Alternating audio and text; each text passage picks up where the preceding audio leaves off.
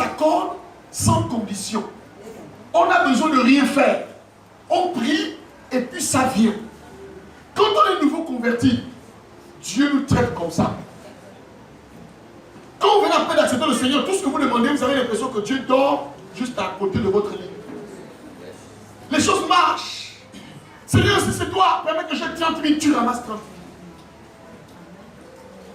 Mais plus tu grandis, Seigneur, si c'est toi, permets que je ramasse 30 000, tu attends pas travailler. Il y a des choses qui sont conditionnelles. Il y a des choses pour les avoir. Il faut remplir certaines conditions. Et c'est là que nous bloquons dans la vie. Nous pensons que tout ce qu'on demande à Dieu, on peut l'obtenir facilement. Il y a des choses qu'on demande à Dieu de donner que pour avoir ça, ça doit être une demande conditionnelle.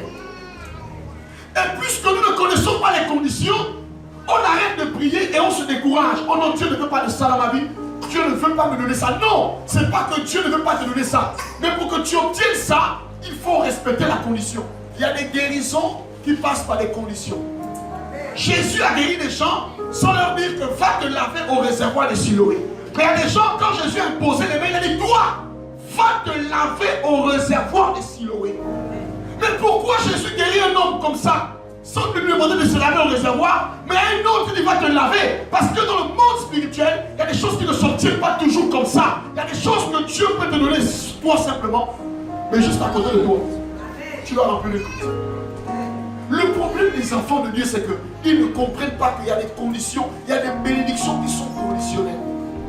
Tu vois à la télévision, tu vois un grand pasteur, tu dis waouh, ce gars-là c'est un grand homme de Dieu. Derrière son onction se cachent des années de prière, des années de sacrifice, des années d'humiliation. Nous avons l'habitude d'apprécier les gens quand on les voit à l'œil nu, mais nous ne connaissons pas les conditions qu'ils ont remplies pour être au niveau où ils sont. Jésus dit à la mère de Zébédée que l'affaire d'obtenir les positions dans le royaume, ça passe par une chose. Dites avec moi la coupe. Dites avec moi la coupe. Il dit, vous faites des demandes d'élévation dont vous ne mesurez pas la portée sacrificielle. Quelle est la portée sacrificielle pour que tu aies une vie de miracle? Il y a des gens qui ont le don de guérison. Tu as mis ça en eux.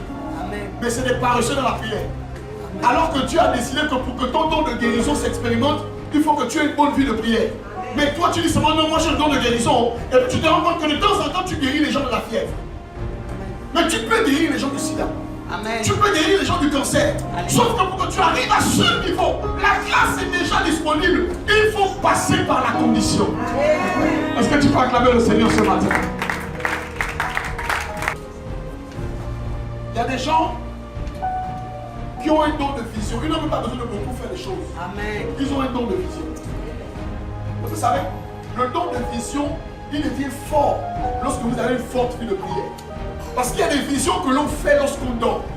Il y a un niveau de vision où tu es debout comme ça, assis comme ça, tu vois ça clair.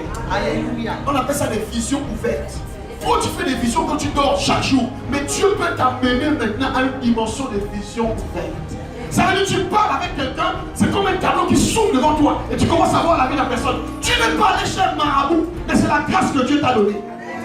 Les gens vont chez les marabouts pour prendre les fétiches. Pourquoi? Parce qu'ils ne connaissent pas que pour arriver à un niveau, avec Dieu, il faut passer par la condition. Vous savez, même être sorcier, c'est pas facile. Oui. Même aller prendre un fétiche. Parce que regardez les conditions parfois qu'on donne à ces gens-là. Ne te lave pas. Oui, parfois les gens qui font des pratiques, ils ont des interdits bizarres. Donc la condition pour que tu continues de prier comme tu pries là, le gars t'humilie. Il va à la route devant tout le monde et ça avec le son, lave-toi nu. Même être sataniste, c'est pas facile. Vous pensez que c'est facile? Qu'on soit sataniste, qu'on soit chrétien, rien n'est facile. Il y a des choses qui passent par des conditions. Ta maladie est attachée à ta paresse. En fait, si tu deviens beaucoup sérieux avec Dieu, ta maladie peut t'amener dans la partie. Parfois, si tu ne fais pas les enfants, ce n'est pas parfois que tu as fermé le ventre. La Bible dit Anne que l'Éternel avait rendu stérile.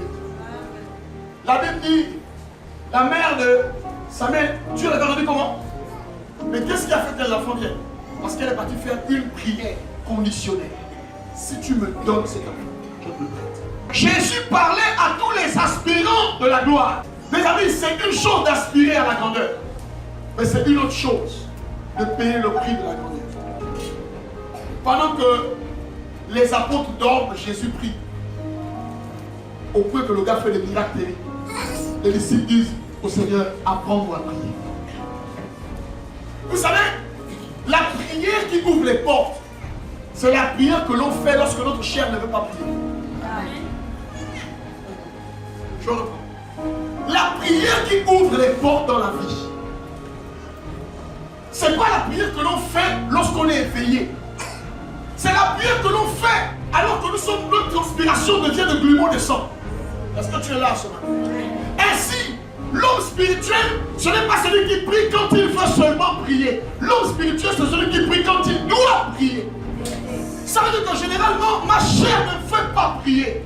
Je suis fatigué, j'ai eu une journée difficile, il y avait le boulot, c'était compliqué. Mais à un moment donné, je dois comprendre que pour que Dieu a créé quelque chose, même dans le sommeil, je dois parler à Dieu.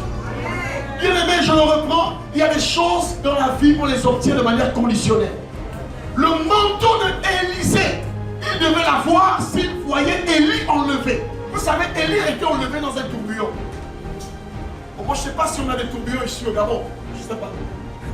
Mais je crois que quand on était un peu plus jeune, quand il y avait la pluie, avant que la pluie n'arrive, il y avait un vent qui soulevait beaucoup de choses. Et personne de normal, quand le vent l'a soulevé la poussière, si tu regardes ça, la poussière rentre dans tes yeux.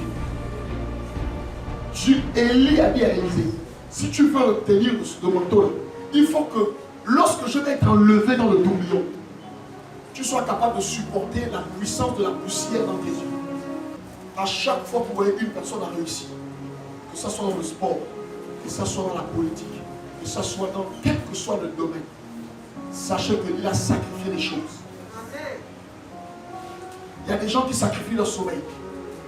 Pendant que toi tu dors, lui il fléchit ses genoux. Il cherche Dieu. À cet instant, le résultat ne peut pas être le même. Pourquoi? Parce que le sacrifice n'était pas le même. Est-ce que tu peux acclamer le Seigneur?